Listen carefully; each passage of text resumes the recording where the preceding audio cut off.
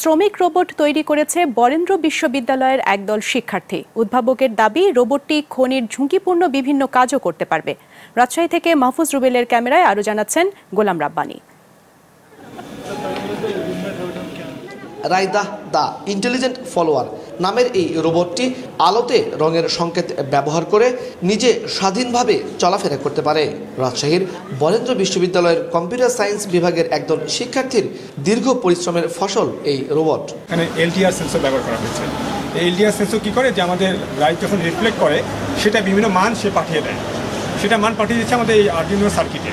এখান থেকে আমরা প্রোগ্রামিংয়ের মাধ্যমে ঠিক করেছি যে কালো লাইন পেলে সে কী করবে, সাদা লাইন পেলে কী করবে। এটিকে শ্রমিক রোবটও বলা যেতে পারে। উদ্ভাবকদের দাবি, খনিতে ঝুঁকিপূর্ণ কাজের পাশাপাশি কারখানা, হাসপাতাল, সুপার মল বা যে কোনো প্রতিষ্ঠানে কাজ করতে পারবে এটি। তার একটা পার্ট থাকে পিক করার জন্য।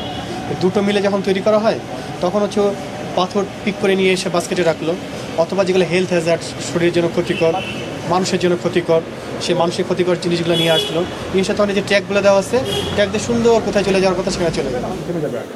শিক্ষার্থীদের এমন উদ্ভাবনকে সহযোগিতার মাধ্যমে আরও এগিয়ে নিতে চান বিশ্ববিদ্যালয় কর্তৃপক্ষ। এরিয়াটাকে আমরা বিশেষ গুরুত্ব দিব এবং আমি আশা করি যে আমাদের ছাত্রছাত্রীরা এবং শিক্ষক মণ্ডলী এর থেকে আরও ইন্টেলিজেন্ট রোবট তারা আবিষ্কার করবে। খুব শিগগিরই রোবটটিকে নিজেদের ক্যাম্পাসের কাজে লাগানোর প্রক্রিয়া শুরু করার কথাও ভাবছে দলটি। গোলাম রাব্বানী, মাছরাঙা সংবাদ, রাজশাহী।